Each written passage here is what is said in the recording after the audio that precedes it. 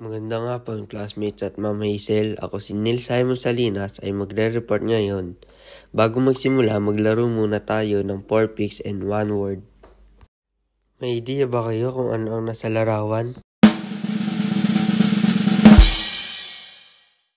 Tama! Makikita sa 4 na picture na meron silang pagkakaisa o nagkakaisa. Ang sumunod na larawan, may idea ba kayo? Tama, makikita sa 4 na picture ay ang mga bansa o nasyon. Ngayon, may idea na kayo kung ano ang tatalakayin natin. Ito ay ang mga bansang nagkakaisa o ang tinatawag na United Nations. Hindi pa natapos ang ikalawang digmaan pandaigdig na pag-isipan ni Pangulong Roosevelt ng Estados Unidos na muling magtatag ng isang samahang pandaigdig na papalit sa Liga ng mga Bansa. 4 na buwan bago sumalakay ang mga Hapones sa Pearl Harbor, sina Pangulong Roosevelt at punong ministro Winston Churchill ng Inglaterra ay bumalangkas ng deklarasyon, ang Atlantic Charter, na siyang saligan ng 26 na bansa na nilagdaang deklarasyon ng mga bansang nagkakaisa o United Nations. Sa isang komprehensya sa Moscow noong Oktubre 1943, ang Estados Unidos, Gran Britanya at Soviet Union ay nagkasundo ng pagpapairal at pagpapanatili ng kapayapaan sa sandaling matalo ang Axis. Sinundan ito ng deklarasyon ng 4 na bansa, kasama ang China, para sa pagtatag ng isang pangkalahatang samahang pandaigdig upang mapanatili ang kapayapaan at kaligtasan sa mundo. 50 bansa ang nagpulong sa California, Estados Unidos upang balangkasin ang Karta ng mga Bansang Nagkakaisa o United Nations noong ika-24 na Oktubre 1945 ay itinatag ang mga bansang nagkakaisa. Muling nagpulong ang mga kinatawan ng mga bansa sa London noong 1946 at naghalal ng unang sekretaryo general si Trygve ng Sweden. Ang mga bansang nagkakaisa ay may 6 na pangunahing sangay. Una, ang Pangkalatang Asembleya o Assembly, ang sangay na tagapagbatas ng samahang binubuo ng mga kinatawan ng lahat ng mga kasaping bansa. Dito ay sinasagawa ang mga pangkalatang pagpupulong. Ang Sangguniang Pangkatiwasayan o Security Council, ang sangay ng tagapagpaganap. Binubuo ito ng 11 na kagawad at ang 5 ay permanenteng miyembro, samantalang ang 6 ay inihalal sa taning na panunungkulan ng 2 taon. Ang kalihim o sekretariat ay ang pangkat ng mga tauhang pampangasiwaan ng United Nations na nagpapatupad sa mga gawaing pang-araw-araw. Ang pandaigdig na hukuman ng katarungan o International Court of Justice, ang siyang sangay na nagpapasya sa mga kasong may kinalaman sa alitan ng mga bansa. 5, ang Sangguniang Pangkabuhayan at Panlipunan o ECOSOC ay binubuo ng 54 na kasaping bansa. Ito ang sangay na namamahala sa mga bagay na pangkabuhayan, panlipunan, pang-edukasyon, siyentipiko at pangkalusugan ng daigdig. 6, ang sanggunian ng mga katiwala ay nangangasiwa sa mga teritoryong ipagkatiwala na kinabibilangan ng mga sumusunod. Una, mga teritoryong pinigil sa ilalim ng batas ng samahang ng mga bansa. 2, mga teritoryong kinuha mula sa pangyarihang Axis o Axis power na inilagay sa sistema ng katiwalaan ng UN.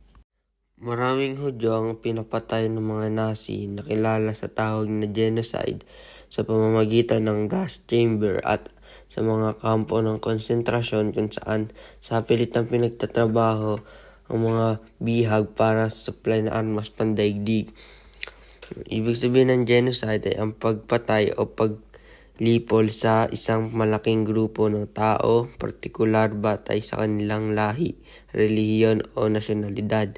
Isa itong pinakamabigat na krimen laban sa sangkatauhan.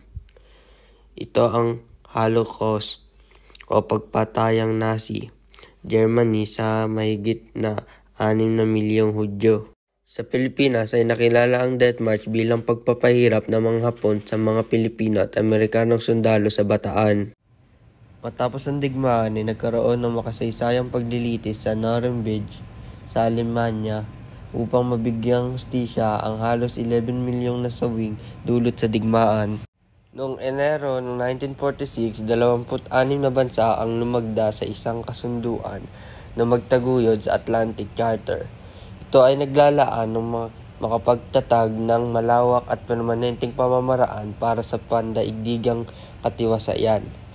Sa isang pagpupulong sa Moscow noong Oktubre 1943, nagkasundo ang Estados Unidos, Gran Britanya at Russia na kailangang magtatag ng isang pandaigdigang lupon para mapanatili ang katiwasayan at kapayapaan ng daigdig. Nagtipon-tipon ang mga kinatawan ng mga pangunahing bansa sa Dumbarton Oaks sa Washington, D.C. para sa isang mahusay na organisasyon. Sa Yalta Conference sa Crimea noong February 1945, ang tinaguriang Big Three na sina Pangulong Roosevelt, Punong Ministro Churchill at Premier Stalin ay sumang-ayon sa planong ginawa sa Dumbarton Oaks na bubuo ng isang saligang batas para sa United Nations. Layunin ng United Nations. Inilahad ng United Nations ang sumusunod na mga hangarin o layunin. Una, mapanatili ang pandaigdigang kapayapaan at seguridad. Ikalawa, mapaunlad ang relasyong pagkakaisa ng mga bansa batay sa pantay na karapatan at sariling determinasyon ng mga tao at gumawa ng mga angkop na hakbang upang palakasin ang kapayapaan. Pangatlo, matamo ang pagkakaisa sa paglutas ng mga suliraning internasyonal gaya ng pangkabuhayan, sosyal, kultural, at sa pagtataguyod ng paggalang sa karapatan ng tao. At ang huli, maging sentro ng pagkakaisa para matugunan ng mga gawain ng mga bansa sa pagkamit ng mga layunin. Mga tagumpay ng United Nations. Ang United Nations ay nakatulong ng malaki upang pahupain ang kaguluhan sa daigdig. Ilan sa mga nagawa ng organisasyon ay ang sumusunod. Una, mapayapang kasunduan ng mga pandaigdigang krisis. Ang krisis sa Iran ay mapayapang naayos ng organisasyon mula noong 1946. Hinikayat ng ahensya ang Unyong Soviet na alisin nito ang kanyang tropa sa Iran at itigil ang mapaminsalang gawain. Nahinto ang pagtulong ng Albania, Bulgaria at Yugoslavia sa mga gerilyang komunista na sumalakay sa Gresya. Nahinto ang krisis sa Gresya. Pangalawa, natigil ang digmaan sa Netherlands at Indonesia noong 1949 at kinilala ang kalayaan ng Indonesia. Ikatlo, ang krisis sa Suez noong 1956 ay nalutas nang magpadala ng pwersa ang United Nations upang pahintuin ang digmaan ng Britanya at Ehipto, Pransya at Israel. Ikaapat, sa tulong ng iba't ibang ahensya, inaalagaan ng United Nations na ang libu-libong takas sa digmaan. Maraming taong tumakas sa digmaan ang napadpad sa iba't ibang bansa kung saan nabuhay sila sa karilitaan. Sa pamamagitan ng United Nations, nabigyan ng panibagong buhay ang mga ito.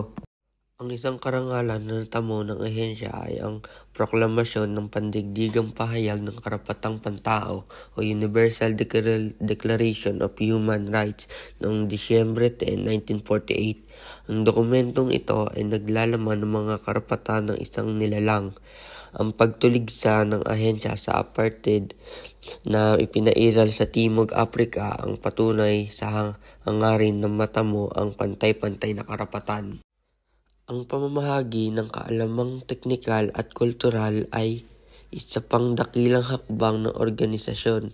Ang pagpapadala ng mga eksperto upang magturo sa mga bansa sa larangan ng agham, agrikultura at iba pa ay maluwalhating isinagawa ng organisasyon. Ikapito, ang kalagayang panglipunan, pangkabuhayan, pangkalusugan at pangkultura ay binigyang pansin ng ahensya. Nadagdagan ng produksyon at ang kalagayan ng mga manggagawa ay napabuti at naiwasan ang paglaganap ng mga nakamamatay na sakit tulad ng kolera at malaria. Ikauli, patuloy na pagbibigay tulong ng ahensya hanggang sa kasalukuyang panahon. Mga kabiguan ng United Nations. Una, patuloy ang pagsisikap ng ahensya na mahanap ang katahimikan sa mundo, ngunit tumanggap naman ito ng maraming kabiguan sa maraming bagay. Pangalawa, ang suliranin sa disarmamento ay lumaki. Ang pagbuo ng bomba at mga sandatang nukleyar at kemikal ay isang pangamba sa katiwasayan ng pandaigdig. Ikatlo, tumitindi ang suliranin sa terorismo na nakakabahala sa daigdig. Ang kasalukuyang kaganapan tulad ng pangaharang at pangaagaw sa mga sasakyang panlupa, panghimpapawid at pandagat, ang pagdukot sa mga pinuno bilang hostage at iba pang gawain ay ang mga suliraning hindi pa nabibigyan ng lunas.